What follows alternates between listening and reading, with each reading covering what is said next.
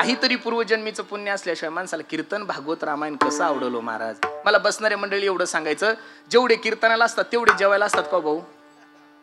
हा नाही ना महाराज, जेवणारा वर्ग वेगळा आहे, तो 12च्या नंतर येणार आहे. तो इतक्या लवकर कसं आहे? जेवणारा जो वर्ग आहे तो 12च्या नंतर येणार आहे, त्याचा कीर्तनाशी काही संबंध नाही. त्यांना माझ्या भाषेत पंक्ती पठाण म्हणलं तर काही वावगस होणार नाहीये. बरोबर आहे का नाही? लक्ष देऊन ऐका. मग प्रत्येकाच्या नशिबात कीर्तन नाहीये.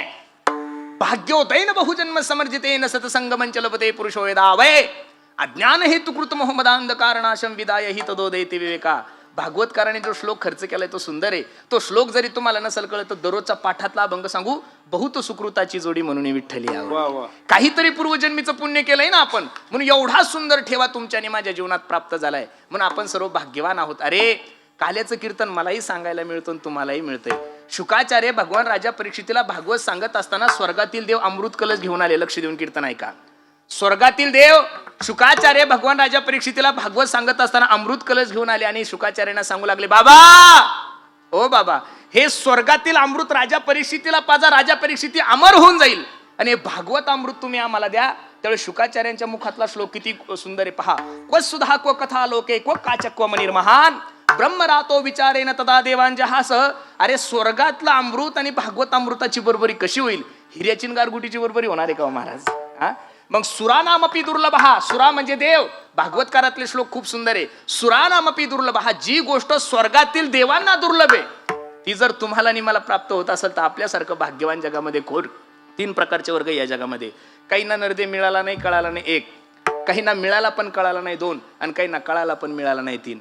काहींना नरदे मिळाला नाही, कळाला नाही. पशु काय पाप पुण्य जाणती, उत्तम मध्यम भोग भोगती. एवढं सुंदर नियोजन सर्व आयोजक मंडळींनी केले. आवाज कमी ठेव. एवढं गोड नियोजन सर्व मंडळींनी केलंय. मग आपल्या कासारवाडीच्या 10-12 म्हशींनी विचार केला का चला पुरुषोत्तम महाराजाचं कीर्तन आहे, आपण कीर्तनाला जाऊ? नाही नाही नाही नाही, त्यांच्या नशिबात नाहीये पशु काय पाप पुण्य, त्यांच्या योनीमध्ये हे ज्ञानच नाहीये. काहींना नरदेयाचं महत्व कळालंय की या मृत्यू लोकाचा फायदा काय, स्वर्गीचे अमर इच्छिताती देवा मृत्यू लोकी व्हावा जन्माम. आपण कशासाठी? नारायण नामे हो जीवन मुक्त, कीर्तनी आनंद गाऊ गीती. पण सगळ्यात अभागी जीव जर कोण असेल तो तुमचा आणि माझा आहे महाराज. एवढा सुंदर नरदे प्राप्त झालाय. महाराज सांगतात, औट हात का मानव देह भगवान ने तुझको दिया, खाया पिया सुख से सोया, नाहक जमाना खोया. अरे एवढा सुंदर नरदे प्राप्त झालाय ना, मग इथं येऊन कधीतरी या गोष्टीचा विचार केला पाहिजे. याची जन्मी घडे देवाचे भजन, याची देही घडे देवाचे भजन, घडे देवाचे भजन.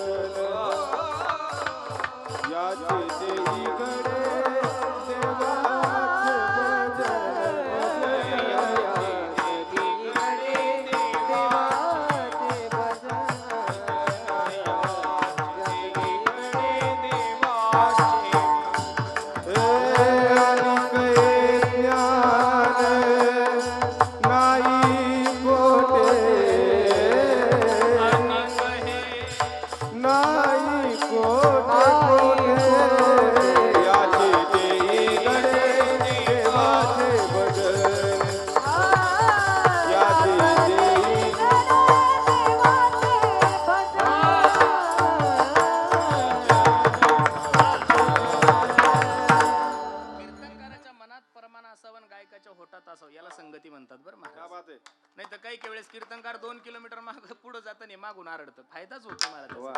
हेची देही घडे देवाचे भजन आणि हे ज्ञान नाही कोठे. म्हणून तुम्हाला आणि मला नरदे मिळालाय, पण याचं महत्व तुम्हाला आणि मला कळालेलं नाहीये.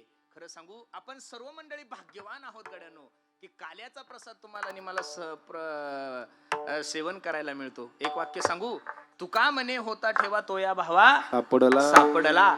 काहीतरी पूर्वजन्मीचा ठेवा आहे तुमच्या आणि माझ्या जीवनामध्ये, म्हणून एवढी सुंदर संधी तुम्हाला आणि मला प्राप्त झाली. आणि काल्याचं कीर्तन म्हणल्यानंतर शास्त्राने असं सांगितलंय, पहिल्या दिवशी कीर्तनकाराने कोणता अभंग घ्यावा ठरलेलं आहे, जागराच्या कीर्तनकाराने कोणता अभंग घ्यावा ठरलेलं आहे, आणि काल्याच्या कीर्तनकाराने कोणता अभंग घ्यावा ठरलेलं आहे. बाकीच्या कीर्तनकारांनी कोणतेही अभंग घेतले तरी चालते, फक्त पिक्चरचे गाणे म्हणून म्हणजे संप्रदाय रूपकार होते.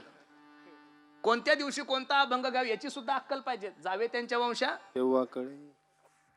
काल्याच्या कीर्तनामध्ये कीर्तनकारांना बाकीच्या गप्पा मारायच्याच नाहीये. प्रमाण घ्या, एदसे चरित्र केले केले नारायण. नारायण. दुसरं प्रमाण किती सुंदर आहे पहा. चरित्र ते उच्चारावे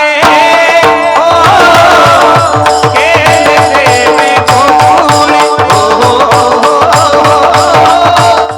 केले देवे गोकुळी.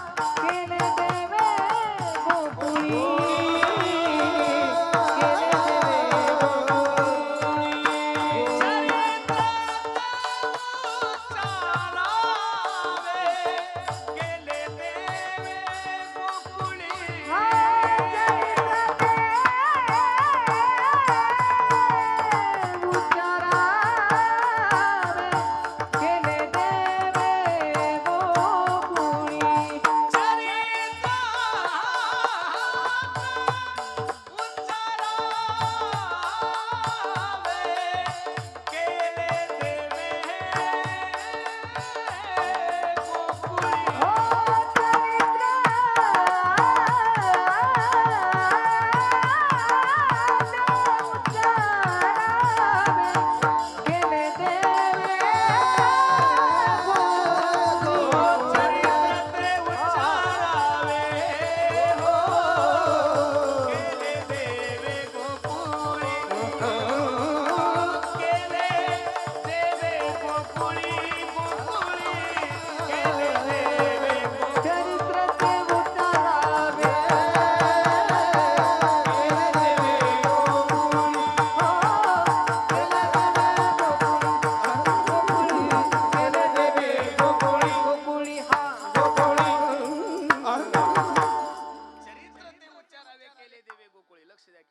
गोकुळामध्ये भगवान श्रीकृष्णाने जे चरित्र केले त्याचा उच्चार करायचा. काय करायचा?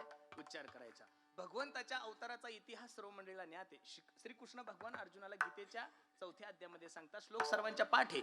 यदा यदा हि धर्मश ग्लानिर्भवति भारत अभ्युत्थानम धर्मश तदात्मानं सृजाम्यहं परित्राणाय साधूनां विनाशाय च दुष्कृतां धर्म संस्थापनार्थाय संभवामी युगे युगे. या श्लोकाचं भाषांतर तुलसीदासजींनी एवढं गोड केलंय, बापरे बापरे. बघा ना. हा जब जब होए धर्म की हानि बाढ़ही असुर अधम अभिमानी. राम सिया राम जय जय राम. तब तब धरी प्रभु विविध शरीरा